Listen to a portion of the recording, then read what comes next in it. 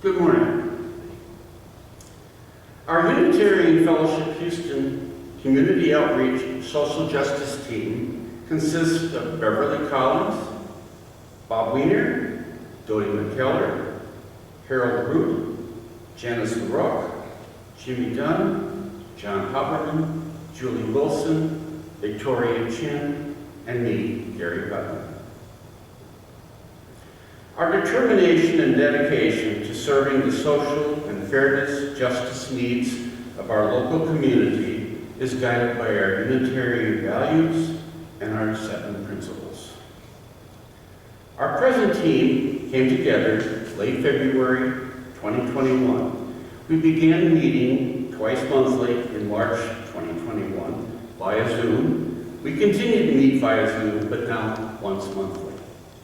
Our funds are derived from the dedicated Restricted Religious Education Social Justice, RESJ Fund. Our annual outreach social justice budget is derived from the annual earnings of the RESJ Fund. For 2022, that amounts to about $20,000. We contribute donate to Memorial Assistance Ministries, MAM, West Houston Assistance Ministries, WHAM, the Spring Branch Food Pantry, the Chinese Community Center, the Center for the Healing of Racism, Turning Point, and the Houston Area Women's Shelter and Planned Parenthood. Why do we contribute, donate to these organizations? Let's explore what each of these organizations do that's consistent with our community social justice mission. MAM, Memorial Area Assistance Ministries. Mission is to build stable families, a dynamic workforce, and vibrant community. The Fellowship is one of 35 religious organizations that make up the member council to help support the work of MAM. In 2020, MAM impacted 32,421 individuals from 8,450 families during COVID. Our fellowship members have participated in supporting the work of MAM with home care packets, back to school drive, and Christmas share programs. WHAM, West Houston Area Assistance Ministries, provides social services to all eligible individuals regardless of religious faith or background. Assistance is not based on any particular faith. In terms of our fellowship outreach social justice objectives, WHAM is very much like MAM, but services the West Houston population. The East Spring Branch Food Pantry, their mission, to provide food free of cost to all families in urgent need. The pantry offers these services without regard to a person's race, religion, or national origin. The pantry operates as a client choice model. Each client shops with one of their volunteers as they choose food to fit their family's specific needs. Clients may request food 9 times over a period of 6 months. Food is provided monthly to Adult Protective Services for their distribution to families, individuals in serious need who are senior and or disabled. 400 to 500 families shop the pantry, with 1,300 to 1,800 total members receiving food monthly. Food fairs are held approximately 10 times per year, serving an average of over 150 families and 700 individuals. Annually, a complete Thanksgiving dinner is provided to over 1,000 families and 500 individual family members. In 2021, the pantry served over 8,000 families and 30,000 individuals. The pantry is a complete volunteer organization. No salaries are paid to their approximately 150 volunteers. The Center for the Healing of Racism. With the avowed purpose of healing racism, the Center established the goals that would guide this achievement. These goals call for the creation of a safe and accepting environment in which people can explore issues of racism, recognize manifestations of racism, examine assumptions and beliefs about racism, understand the impact of racism on themselves and others, and receive the support and encouragement to begin the healing process. In addition, the Center recognizes the benefits derived from active coalition building with other groups and associations that share a commitment to racial justice. Chinese Community Center is a multi-ethnic organization serving all Houstonians. Their vision?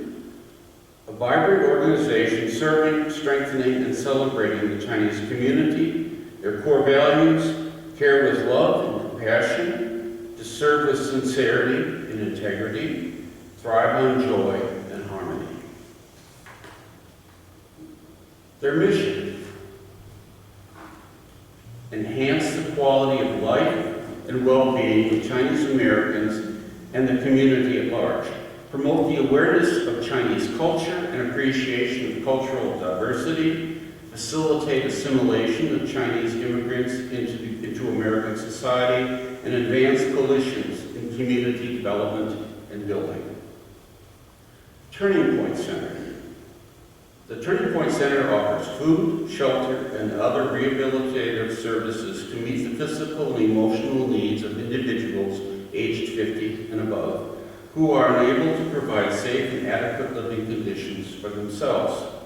Their goal is to return these people to society as self-supporting individuals.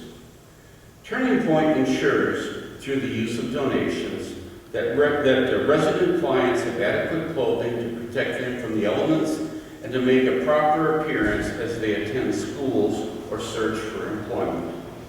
The center collaborates with various other agencies to provide counseling services such as case management, substance abuse education, anger, stress management, chemical dependency counseling, personal social adjustment counseling, and group counseling. Houston Area Women's Shelter. 2022 is shaping up to be another record. It's not the kind of record that calls for celebration. From January to June 2022, crisis response, survivor empowerment, and violence prevention teams work tirelessly to support survivors, including fielding 28,935 calls regarding sex trafficking of women and children. Quite a number, isn't it? 276 women and children are housed at their emergency shelter. The total housing includes 356 women and children. They have helped 1,373 families with legal support and educated 5,689 youth and community members. This part I want to thank to Julie. It's totally her work. It says an awful lot. The name Planned Parenthood equals abortion in the popular imagination. Yet, according to their published statistics, abortions comprise only 3% of the services they offer, and I might at this point add, that service is totally privately funded. There are no public funds that go towards abortion services. Margaret Sanger, nurse, women's advocate, birth control activist, writer, and social reformer, began her work among working-class immigrant women in the slums of the East Side in 1911. She met women who underwent frequent childbirth, miscarriages, and self-induced abortions for lack of information on how to avoid unwanted pregnancy due to the 1873 federal Comstock law and a host of state laws that made the information illegal on the grounds of obscenity. Sounds like a boomerang is coming around again. In 1916, she opened her first clinic.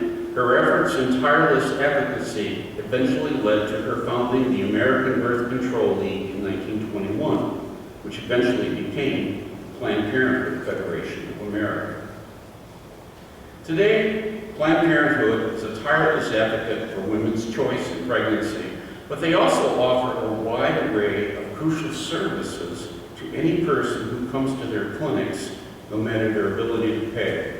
These services include birth control, the morning after pill, primary care, regular medical care, HIV services, transgender hormone therapy, men's health services, patient education, pregnancy testing, prenatal care, STD testing, treatment and vaccines, and women's services. It is a well-known fact Planned Parenthood clinics are a major source of health care for underserved populations. And when these clinics close, many of their clients have nowhere else to go. In this time, when forces are trying their best to push back the clock, Planned Parenthood again finds itself deep in the trenches in the fight for women's rights. This century-old organization is deeply deserving of our continued support. Lastly, our community outreach social justice team is entering a new phase in our evolution. We are now seeking ways we can use our building and grounds to benefit our local community and the organizations we serve. These past 2 weeks, thanks to karaoke, our fellowship hosted United Colors Day Camp, a group of 20 underserved children aged 6 through 12 from 3rd Ward. And believe me, if you were here, you saw all the energy that children that age put out. And Gary was here every day. The camp program is designed to support the emotional growth of each child as they form friendships, gain independence, build confidence, and embark on new experiences in a safe and nurturing environment, fostering an environment to establish critical thinking and independent learning skills for a productive and successful life. Some of us were fortunate to be able to attend their end-of-camp performance held in our sanctuary this past Friday evening. Their STEM actually stands for Science, Technology, Engineering, and Math, projects and musical demonstrations made us aware that much can be learned given the right environment and guidance. Please recognize with hearty applause those who make up our fellowship's community outreach and social justice goals a reality. Beverly Collins, would you please stand? Bob Wiener, please stand. Jody McKellar, please stand. Harold Root, please stand. Janice LaRock, please stand. Jimmy Dunn is on vacation. John Hopperman is, I think, is in Nebraska. Julie Wilson, Victoria Chin, and Gary Oakley.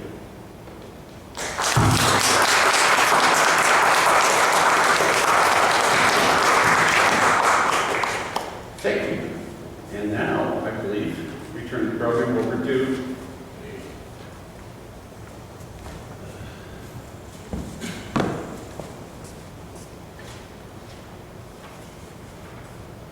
Good morning. Most of you know me. I'm Harold Root, and I'm on the board here. I'm the acting treasurer, and I'm also on the UU network, and I'm the treasurer of that organization also. And that's what I'm really up here to talk to you about a little bit, explain what the UU network is. And it compromises the 8 UU communities within the Houston metro area. We have representatives from each congregation. We meet monthly and share ideas and accomplishments to try to accomplish the following goals. One is to promote communication between and among network member congregations, work in mutual support ways with the UUA Southern region, organize and sponsor an annual workshop or seminar in various formats to promote sharing ideas for mutual enhancement. That will be coming up in January. We organize and sponsor an annual Spring Music Fest, which we are all aware of. It's held right out here in our grounds. And the festival is open to all Houston UUs and friends. We provide scholarship assistance. That's the money that we make at the Music Fest. We give to 3 congregations. One of them is our congregation that we our scholarship assistance. And we also provide financial support for the UU participation in the annual Pride Parade. The UU network is one of the original floats or participants in the Houston Pride Parade, so we try to keep that going. That's been difficult lately just because of everybody coming out on COVID, and unfortunately the Pride Parade happens at probably the hottest part of the year, so it's a grueling deal, but it's very, very nice to attend. But really the biggest thing that the UU network does for us is it's really a doorstep to activism, and through the UU network we become aware of things that we can do and support in the community physically. I've attended many rallies. One was the last one was at the down at Discovery Green, where they were protesting the gun violence, and of course, in the NRA convention was across the street. We also had a rally for the women's health issues when the Supreme Court changed the ruling on abortion. There was a rally about Asian racism.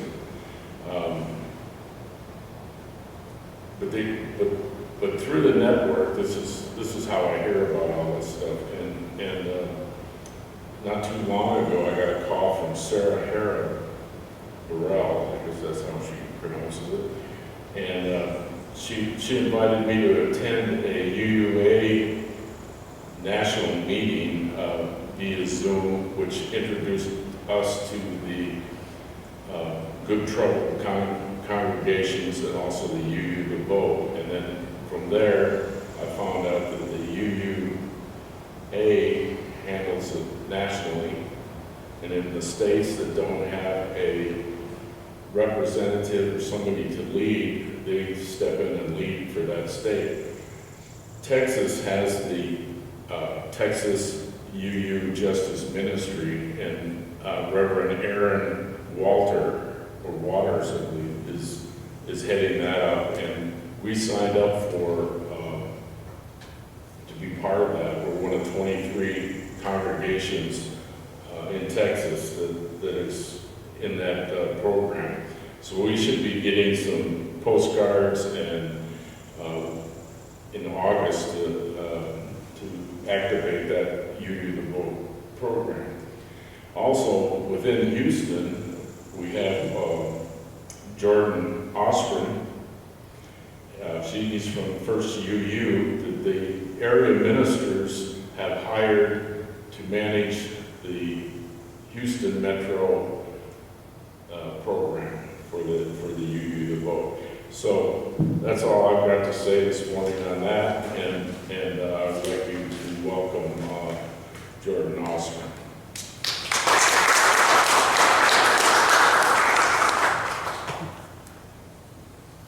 Good morning, everyone. Good morning. My name is Jordan. I use he, him pronouns, and I grew up UU. So I'm really honored to be here, and I'm humbled to be in a place where there's already so much activism going on, where people are already activated and making the choice to live out their UU values. Because I'm here to talk to you today about choice. Growing up UU, I learned how UU is such a religion of choice. You don't go on Sunday and have the absolute truth from just one book read to you. You make choices as a community.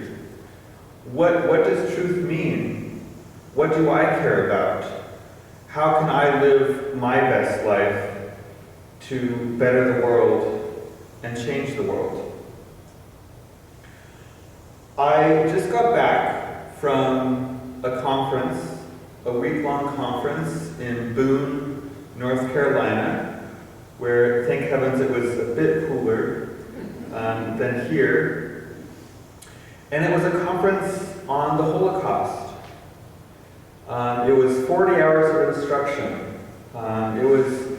It was both difficult and inspiring, if that's a weird way to say. I got to hear the testimonies of 2 different child survivors from the Holocaust. And there were so many facts and figures and information that was kind of dumped into our brains during that whole week. But the main takeaway that I got from that conference was people make choices, and choices make history. There were people in a small town in southern France, and they made the choice that they would be a sanctuary, that they would rescue Jewish children that were being persecuted. And Peter was one of those children, and he was able to go to that southern town in France and eventually escape and live in America. And after the Holocaust ended, and after the Allies defeated the Axis powers, people from that small town were asked, why did you do it? You knew it was illegal to do what you did, to harbor those fugitives. And there was this one old woman, and she had her holy book, which was the Bible in this case, and she said, this book says that we are to feed the hungry, we are to clothe the naked, and we are to help those who seek refuge. She made a choice based on her values, to live out her values. And that has stuck with me. So we all have a choice, and we're making that choice every day of how to live up to our values as UUs. And there's a lot of different ways that you can become involved in how to UU vote, and how to make sure that we build a better world for ourselves, not just in an abstract sense, but in Texas, here right now, this election cycle. So there's 5 main ways to become involved in UU the vote. And Harold has already mentioned one, that's writing postcards. Everyone can write a postcard. People my age don't do snail mail as much, but it's a wonderful way to become involved. To send a postcard and say, I hope you use your voice. I hope you cast your vote. So postcards is one way. Another way is text banking. Sending text messages to potential voters and asking them, are you going to vote? Do you know how to vote? Do you know where your polling place is? Phone banking is the third.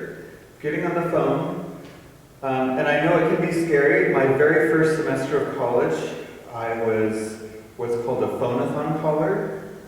So I would be in this dingy basement of my college, and I would call people and ask them, do you want to give money to your college that you still owe student loans to? It was not 100% success rate. Nor will calls to voters be. But it's about making the choice to strive to make a difference. Now, the fourth way to get involved is block walking. That might not be an August activity in Houston. That might be more of a September, October activity. But getting out, getting into your neighborhood, and having conversations one-on-one. We have the data. That one-on-one conversations with voters is the most effective way to reach potential voters. Even though I do this work, I have to admit, I don't pick up every phone call from every unknown number I get. But if someone knocks on my door, I tend to open it. Right? I tend to engage. And the fifth way is voter registration. we can't hear from every voice if not every voice is able to speak. So, how many of you have heard the joke, why was 6 afraid of 7? Because 7, 8, 9, right? Okay, yeah. I'll be leaving after this. Well, I'd like you to also keep in mind 11, 8, 1. 11, 8, 1. So we have until October 11th, that's the 11th, October 11th, to register as many people as we can, so that they can use their voice and they can cast their vote. All right, October 11th. November 8th is the election. All right, that's what it all comes down to, is being able to cast our vote and bringing in our friends to cast their votes by November 8th. And I'll come back to 1 in a second. So, one of the more disturbing things about the conference on the Holocaust that I attended was we had a professor, internationally famous, Dr. Michael Berenbaum, and he talked about how, in many obvious ways, there is an ascendance right now of anti-Semitism, of white supremacy, of fascism. So we have an obligation to get involved and fight back and help to create a better world. A world that is more just and more inclusive and more accepting. And I envision this work that we're doing here as a good pyramid scheme. I'm not trying to sell anyone Tupperware or anything like that, but it's about getting ourselves involved, and then who do we bring in behind us? What friends, what neighbors, who do we get involved behind us, and who do they get involved behind them?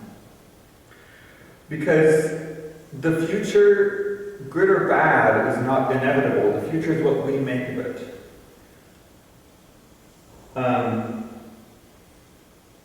The last number, 1, remember 1181, is it only takes one. It only takes one person to make a difference in the world, and that person is you.